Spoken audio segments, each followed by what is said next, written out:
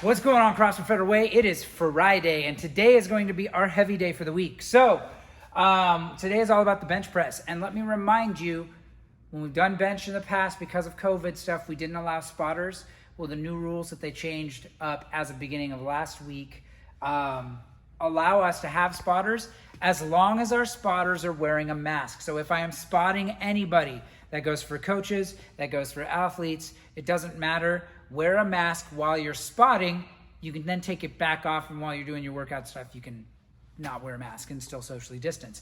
But if I am spotting someone on their bench press, which we will need spotters today because it is a 1 rep max, I am wearing that mask to make sure that I'm protecting myself and my fellow athletes. So we are working to establish a 1 rep max today on the bench press. We will spend most of our time here. And then in the last 10 minutes of class, we're going to transition over, and we've got a 7-minute AMRAP. So as many rounds and reps as possible of 5 strict ring dips. You heard that right. And 20 kettlebell swings, 53 pounds for guys, 35 pounds for gals. This is going to be very grip intensive, but still that strict ring dip will be in a more of like a accessory movement to our bench press because it's a lot of the same muscles and stuff like that. So really working to target and blow up the chest and the triceps and other things. So all the more reason why it is a strict ring dip. But we will talk about our bench press today, and we're going to talk about our swings and our ring dips. So moving over to the bar for my bench press, the first thing, and quite frankly one of the more important things, is how do I set up for my bench? When I'm setting up for my bench press, I start by placing my feet first. For me, I find my feet, my toes, I line up roughly about the end of the bench that I'm using to bench. I tend to angle my feet out a little bit. I consider my feet about as wide as I would normally squat. And then from there, without moving my feet, I'm gonna sit back and under the bar. Now this is not a good position to bench from.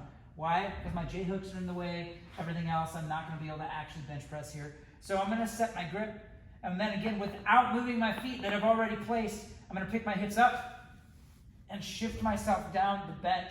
This is going to allow me, and my bench is totally crooked, but for demo's sake, I'll work with it. But this is going to allow me to start to create some tension in my low back. So you'll see that I can actually fit my arm in the space between my low back and the bench. I'm establishing a little bit of an arch there. That way I can utilize the power in my low body as well and be able to drive more effectively into the barbell. So once I've got that set, I'm going to get my shoulders set as well. I want my shoulders down and back. So I'm not in this relaxed forward position with my shoulders when I'm benching. Shoulders are down and back. That humerus is back into the back of my shoulder capsule. That way, when I'm benching, I'm not going to put my shoulder into a compromised position in order to bench full range of motion. So from here, I get my grip set, unrack that bar, and I'm trying to utilize my lats as well. So establishing that arch, I'm going to maintain tension all the way down, trying to keep my wrists as stacked as I can, and then back up. And I'm actually driving from my lats as well. So really trying to utilize getting the lat muscle involved in my bench press and all that sort of stuff. Nice and tight in my belly as well. And then re-rack when I'm done. Now if I'm using a spotter, obviously my spotter will be standing behind me, and make sure if you're spotting somebody, don't touch that barbell unless they're ready for you to. The worst thing you can do is if someone's going for a PR on their bench press and they're fighting for that bar and it's moving slow, and you even get a finger on that barbell, that little bit of help can make such a huge difference as to whether that bar moves or not.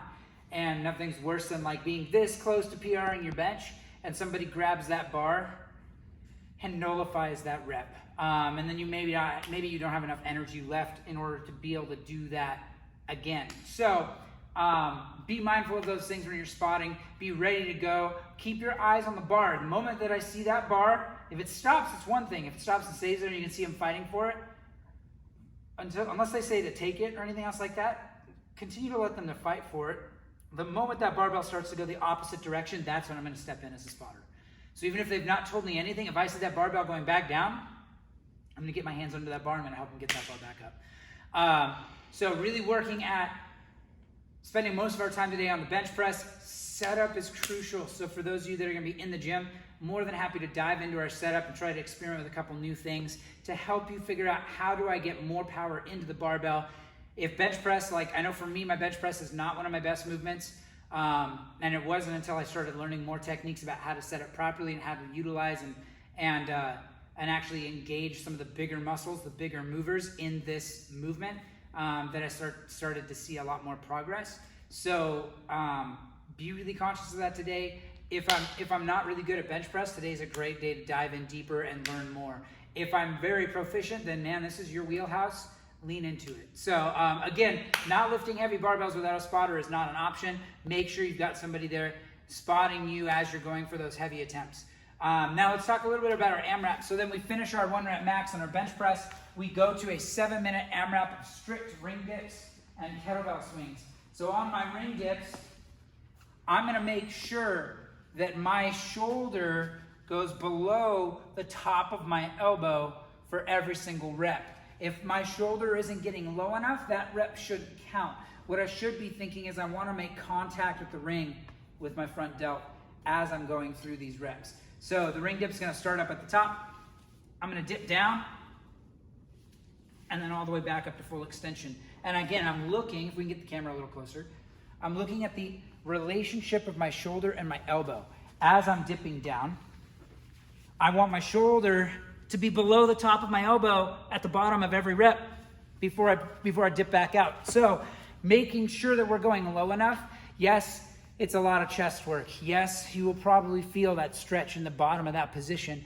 But when we look at things like ring muscle ups and other higher skill movements that we do in the gym, maybe I have them, maybe I don't.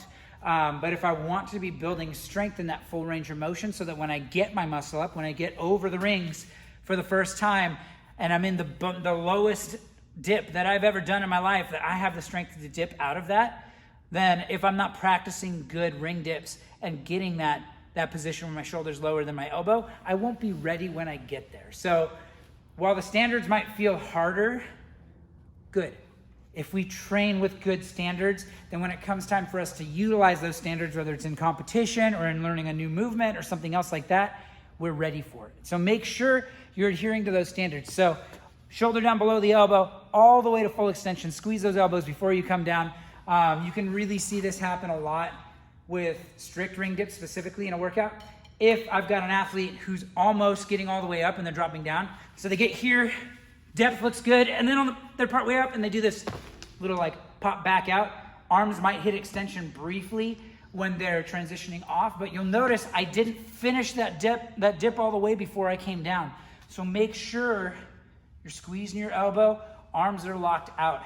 If my arm's bent and I'm at the top, and even though that's as far as I can get and I'm fighting for it, still not a good rep if I'm soft in my elbows at the top.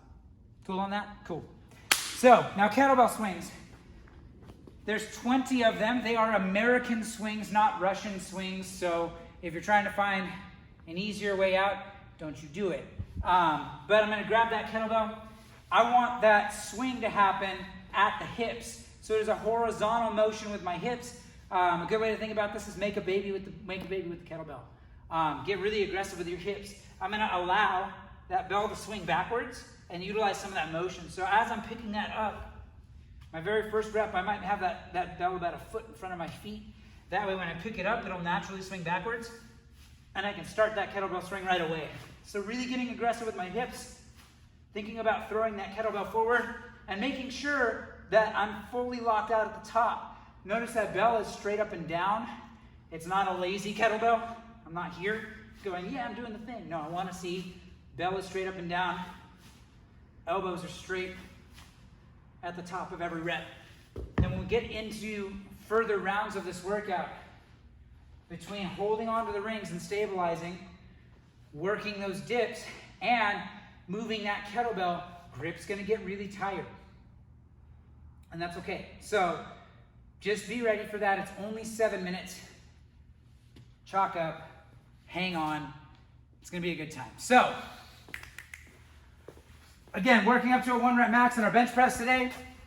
Don't forget, spotters are required when things get heavy. And then a 7-minute AMRAP, 5 strict ring dips, no kipping allowed, 20 kettlebell swings, back and forth on that for 7 minutes. Done. That's our day. It's gonna be fun. Excited to get heavy on the bench press again. I know you guys are too. So with that, let's get after it.